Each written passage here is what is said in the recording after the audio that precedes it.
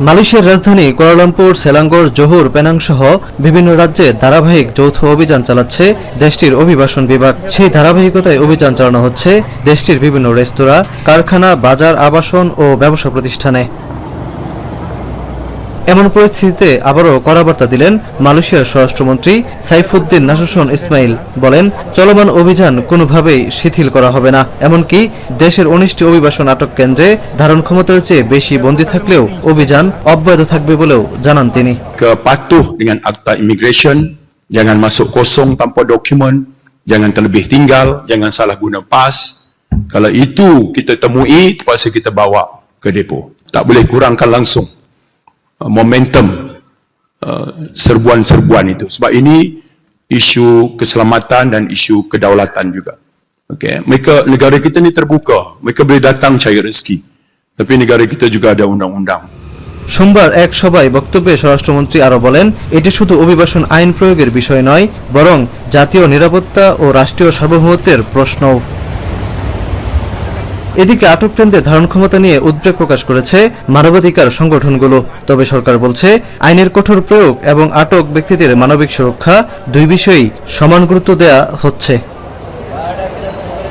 হ্যাঁ বন্ধুরা, বর্তমানে যে ভিডিওটি আপনারা দেখতে পাচ্ছেন এটা কিন্তু মালয়েশিয়ার অপারেসির মূলত ভিডিও। এখানে মূলত 19টি অভিবাসন মূলত আছে কেন্দ্র কিন্তু একদম আটক হয়ে গেছে, পূর্ণ হয়ে গেছে। তারপরেও অবৈধ কর্মীদের ধরপাকড় এখন পর্যন্ত কিন্তু চলমান আছে।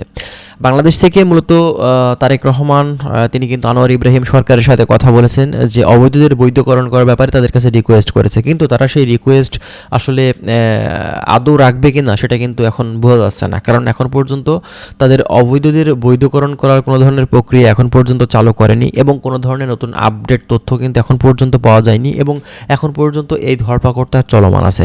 এখন কথা হচ্ছে বাংলাদেশ সরকার এই বিষয়ে কি পদক্ষেপ নিচ্ছে এখন পর্যন্ত আমরা বুঝতে পারছি না। যদিও বাংলাদেশ গভর্নমেন্ট তাদের কাছে রিকোয়েস্ট করেছে, কিন্তু আনোয়ার ইব্রাহিম সরকার এই ব্যাপারটা মনে হচ্ছে যে তারা হয়তোবা মানবে না। শুধুমাত্র নতুন কলিংয়ে কিন্তু কর্মী তারা নিবে, অবৈধদের বৈধকরণ করাটা নাও হতে পারে। তো এই ভিডিও থেকে আমরা কিন্তু পরিষ্কার হয়ে গেছে যে বর্তমানে এখন মালয়েশিয়ার বর্তমান অবস্থাটা আসলে কি। আবার এমনও হতে পারে নতুন কলিংয়ে কর্মী আনবে বিধায় কিন্তু সেখানে ধরপাকড়টা অতিমাত্রায় করছে। এটাই হচ্ছে মূলত কথা, ঠিক আছে। তো যাই হোক, আরও বিস্তারিত তথ্য আপনারা যদি আমাদের থেকে পেতে চান সেক্ষেত্রে অবশ্যই আপনারা আমাদের চ্যানেলের সঙ্গেই থাকবেন। আমরা চেষ্টা করছি বিভিন্ন ধরনের গুরুত্বপূর্ণ আপডেট ইনফরমেশনগুলো আপনাদের মাঝে পৌঁছিয়ে দেওয়ার। যারা নতুন নতুন তথ্য পেতে চান, মালয়েশিয়া সংক্রান্ত বিভিন্ন ধরনের আপডেট তথ্য পেতে চান, অবশ্যই আপনারা আমাদের চ্যানেলের সঙ্গেই থাকবেন। আমরা চেষ্টা করছি বিভিন্ন ধরনের গুরুত্বপূর্ণ তথ্যগুলো আপনাদের মাঝে দেওয়ার। ভালো থাকবেন, আল্লাহ হাফেজ।